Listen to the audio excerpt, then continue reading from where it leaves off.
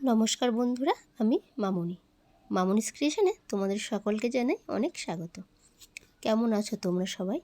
আশা করছি তোমরা সবাই ভালো আছো আর সুস্থও আছো। আর আমি ভালো আছি, আমার পরিবারেরও সবাই সুস্থ আছে। আমার আরও একটি নতুন ব্লগে তোমাদের সবাইকে জানাই অনেক স্বাগত। আর যে যেখান থেকেই আজকের ব্লগটি দেখছো সকলকে অনেক ধন্যবাদ আর ভালোবাসা জানিয়েই আজকের ব্লগটা শুরু করলাম।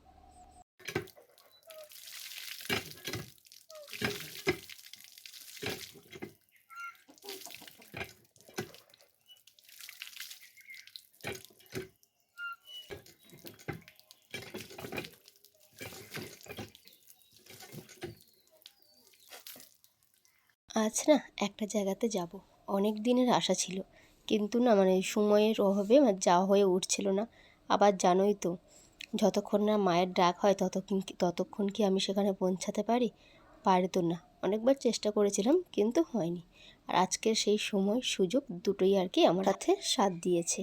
তাহলে চলো দেখো, কিছু কাজকর্ম বাকি ছিল সেগুলোই আর কি করলাম, করে রেডি হয়ে একেবারে অটোতে বসেই আর কি তোমাদের সামনে আর কি এলাম। যাব না বড় মার কাছে, অনেক দিনের শখ, কিন্তু না কিছুতেই পূরণ করতে পারছিলাম না। তোমাদের দাদাকে বলেছিলাম অনেকবার, কিন্তু কি বলো তো, বললাম না, সময় সুযোগ ঠিকঠাকই হচ্ছিল না।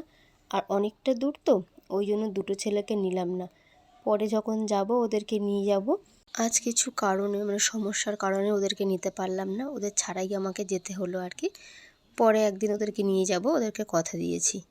যাই হোক চলো, পৌঁছে গেছি আমার স্বপ্ন কি অনেক দিনের আশার আর কি গন্তব্যস্থলে, নৈহাটি জংশন। অনেক দিনের আশা ছিল, বিশ্বাস করো, বছরের বেশি হয়তো আশা ছিল এখানে আসার। এসেছিলামও একবার কাছাকাছি, কিন্তু মায়ের কাজ পর্যন্ত আর কি আমি পৌঁছাতে পারিনি। যাই হোক আজকের সেই আশা স্বপ্ন যাই বলো আর কি পূরণের পথে আমি। চলো এখান দিয়ে হাঁটতে হাঁটতে, একটু সামনেই তো, হাঁটতে হাঁটতে যাব, গিয়ে মায়ের প্রসাদ আর ডালা নেব আর কি। দেখো এখানে ডালা নিয়েছি আমি, নিয়ে আর তারপর হচ্ছে কি এখানে ডালা নিলাম, নিয়ে জুতো টুতো এখানেই খুলে হাত টাত ধুয়ে ডালা নিয়ে গিয়েছিলাম মন্দিরে। আজ আমার কপাল হয়তো আমার সাথে সাথ দিয়েছে, একদমই ভিড় ছিল না। পূজাটা পুরো কমপ্লিট করতে হয়তো 10 থেকে 15 মিনিট লেগেছে। আর আগেরবার যখন এসছিলাম প্রচুর 2 ঘন্টা লাইন দিয়েছিলাম, তবুও মায়ের কাছে আমি যেতে পারিনি আর কি, কিছু সমস্যা ছিল সেই জন্য। আজকের দেখো মা আমাকে সাথ দিয়েছে, মা আমাকে ডেকেছে বলেই আজকের আমি 15 মিনিটও লাগেনি মায়ের কাছে আমাকে পৌঁছাতে। ডালা কেনা থেকে আরম্ভ করে লাইন দিয়ে মায়ের কাছে যাওয়া পর্যন্ত হয়তো হাতে গুনে 10 থেকে 15 মিনিট টাইম লেগেছে। ওই জন্য বলে না, যতক্ষণ না তিনি চাইবে ততক্ষণ পর্যন্ত কিছুই হবে না। যাই হোক দেখো পুজো এখানে দিয়ে দিয়েছি। আর এখানে দেখো আস্তে আস্তে মনে হয় ভিড়টা আর কি বাড়ছে। আমার তো পুজো দেওয়া কমপ্লিট, এবারে এখানে গিয়ে ওই ঝুড়িটাকে দেবো, দিয়ে প্রসাদটাকে নিয়ে আর দাদাকে বললাম যে যাও তুমি একটু ঘুরে এসো। একসাথে দুজনে আমি ঢুকেছিলাম, ও বললো যে আমি আরেকবার যাবো, ঘুরে আসবো। আমি বললাম মনে যেকালে হয়েছে, যাও তুমি আরেকবার গিয়ে ঘুরে এসো। ওই হচ্ছে কি আর কি যাচ্ছিল। তারপর যাওয়ার সময় একটু ওকে ছবি তুলে দিলাম, একটু ফটো তুলে দিলাম। তারপর ও ঘুরে এলো। আর এসেই না তারপর হচ্ছে কি এখানে দেখলাম যে একটা থালাতে অনেক সিঁদুর আর কি দেওয়া আছে। ওখানে তো পুজোর নিয়মটা তোমরা জানো যারা যারা গিয়েছো। ওখানে বামুন ঠাকুরমশাই আর কি সিঁদুরের ফোঁটা বা টিপ কিছুই দেয় না, শুধু ফুলটা দিয়ে একটু ছুঁয়ে দেয় প্রসাদ, তাতেই হচ্ছে কি মা আমাদের অনেক বড়ই আশীর্বাদ করে দেয়। সেই জন্য দাদাকে বললাম যে এখানে দেখো সিঁদুরের থালাটা আছে সেখানে, একটুখানি তুমি আমাকে আর কি একটু সিঁদুরের টিপটা আর কি দিয়ে দাও। যাই হোক অনেক বছর আগেই সিঁদুরটা পরেছিলাম না, ভুলে যাওয়ার মতন না, অনেক দিন আগেই পরেছিলাম, তো আর একবার নতুন করে আর কি পরে নিলাম। যাই হোক চলো দেখো এখানে আমিও টিকা লাগিয়ে নিয়েছি, তোমার দাদাকেও টিকা লাগিয়ে দিয়েছি। আমি বলছিলাম তুমি এসো দেখো তোমাকে আমি দেখো ছোট্ট সুন্দর করে লাগিয়েছি, সেটাই আর কি বলছিলাম। আর তারপর দুজনে একটু ছবি তুললাম।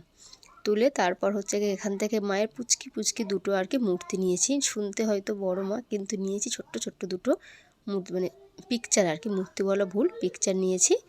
আমার ছেলের পড়ার টেবিলে একটা রাখবো আর আমার ঘরের মধ্যে একটি রাখবো আর কি। যাই হোক চলো, ওখান থেকে বেরিয়েছি, বেরিয়ে স্টেশনে এলাম।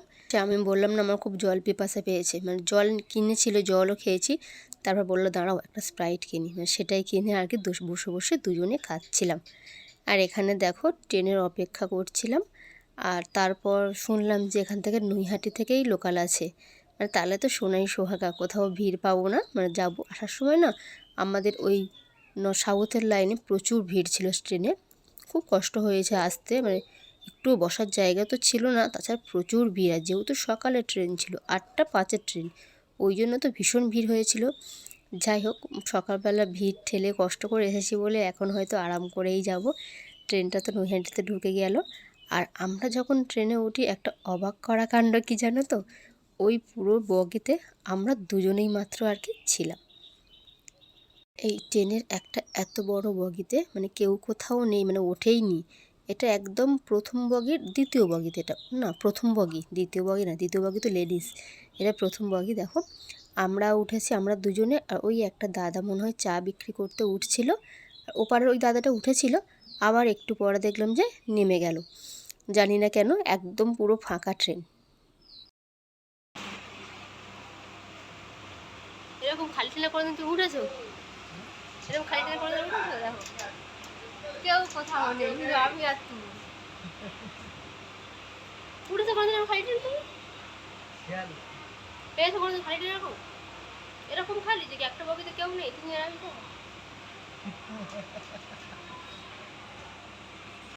যাই হোক দেখো, ট্রেন ছেড়ে দিয়েছে, আর নৈহাটি জংশন ছেড়ে আমরা মানে বাড়ির পথে আর কি রওনা দিয়েছি।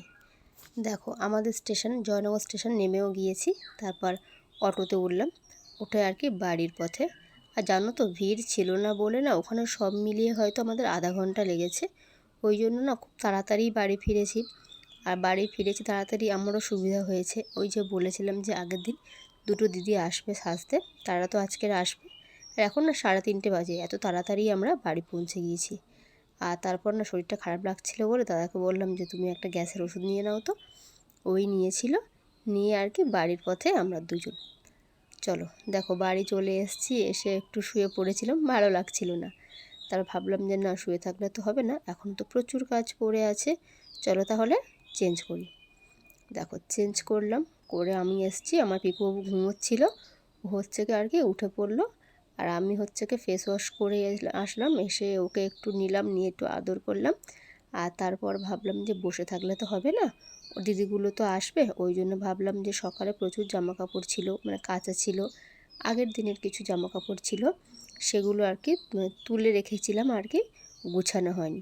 চলো তাহলে শাড়িটা ভাঁজ করে একটু হাওয়াতে দিয়ে আসি, কালকে ধুয়ে দেবো, দিয়ে আর কি ইস্ত্রি করব। কেন বলো তো, অত দূরে গিয়েছি, জার্নি করেছি, আর ধুলোবালি তো জানোই রাস্তাঘাটে, ওই জন্য যে কোনো শাড়ি আমি পরলে আর কি একটু হাওয়াতে দিই, আর তার পরের দিনকে মেলে মানে কেচে আর কি ধুয়ে ইস্ত্রি করে তবেই আমি তুলে রাখি। তাহলে কি বলো তো, যখন পরি না তখন আর শাড়িগুলো অগোছালো দেখতে আমার একটু ভালো লাগে না। যাই হোক চলো, শাড়িটা গুছিয়ে রেখে এলাম। আর তারপর এখানে শীতের যে পোশাকগুলো কেচেছিলাম সেগুলোই আর কি ভাঁজ করে তুলে রাখছিলাম। চলো তাহলে জামা কাপড়গুলো ভাঁজ করে নিই, আর তোমরা পুরো ব্লগটি দেখতে থাকো, আশা করছি ভালোই লাগবে। আর এই ব্লগটি ভালো লাগলে অবশ্যই একটি কমেন্ট করো, একটা লাইক করো, আর পারলে একটু বন্ধুদের সাথে একটু শেয়ারও করো। আর নতুন যেসব বন্ধুরা দেখছো অবশ্যই করে চ্যানেলটিকে সাবস্ক্রাইব করো। দেখো তোমাদের এই লাইক করা, একটু সাবস্ক্রাইব করা, একটা কমেন্ট করা আরও একটি না নতুন ভিডিও বানাতে না সাহায্য করে। মানে চেষ্টা তো করি যে ভিডিওটা ভালো করে সুন্দর করে তোমাদের সামনে উপস্থাপনা করতে, দেখা যাক কতটা কি ফুলফিল করতে পারি আমি, আমার তো চেষ্টা আছে। আর জানোই তো, মানুষ তো চেষ্টা করলে পারে না এমন কোনো কাজ নেই, আমিও চেষ্টা করি যাতে তোমাদের মানে ভালোবাসা আর কি আমি আর কি জয় করতে পারি। যাই হোক চলো, এখানে দেখো সব কিছু গুছিয়ে নিয়েছি। আর তারপরে দিদিগুলো চলেও এসেছিলো, আগে শাড়িটাকে পরিয়ে নিয়েছি, নিয়ে দেখো আমার অনেকটা মেকআপ একদম কমপ্লিট। আজকের না হাতে সময় ছিল না যে একটু একটু করে মেকআপ আর কি তুলবো আর কি। যাই হোক দেখো, এখানে দেখো এই দিদিটাকে রেডি করে দিয়েছি, আর আমার ক্যামেরার জন্য না এই চোখের এই আইলাইনার বলছি আইশ্যাডোগুলো এতটাই ডিপ লাগছে, কিন্তু এতটা ডিপ না, খুব সুন্দর হয়েছিল আই মেকআপটা। দিদিটার তো খুবই পছন্দ হয়েছিল সেজে। আবার উনি আমাকে মানে মে মাসের 1 তারিখের জন্য আবার আমাকে বুক করে গিয়েছে, বললো যে ওখানে তখন আমি আসবো, আমাকে তখনও সাজিয়ে দেবে। বললাম আচ্ছা ঠিক আছে। আর তারপর দেখো এই দিদির মেয়ে, একেও আমি একটুখানি সাজিয়ে দিয়েছি। ও আমাকে বলছে যে তুমি মাকে সাজাচ্ছ, মাসিমণিকে সাজাচ্ছ, আমাকে সাজিয়ে দেবে না? তাই ওকেও একটু সাজিয়ে দিয়েছিলাম। আর এটা হচ্ছে আর একটা দিদি, এনাকেও দেখো সাজানো দেখো কমপ্লিট। আজকের থেকে সেদিনকের লুকটা যেন আমার বেশি ভালো লাগছিল। মানে এরকমভাবে চুল বাঁধা আমার ঠিকটা পছন্দ হয়নি, কিন্তু উনিই চেয়েছিল যে এভাবেই চুলটা আমাকে বেঁধে দাও, সেই জন্যে আর কি। দেখো এনাকেও দেখো সাজানো হয়ে গিয়েছে। আর এখানে দেখো এভাবেই আমি আর কি চুলটা বেঁধে দিয়েছি। কেমন লাগছে জানিও আমাকে। তাহলে চলো, টুকটাক করে এই কাজগুলো সেরে ফেলেছি। এবার চলো, বাড়িতে না প্রচুর কাজ পড়ে আছে, রাতের খাবার রান্না করতে হবে, এখনও তো কিছুই করে উঠতে পারিনি। চলো তাহলে।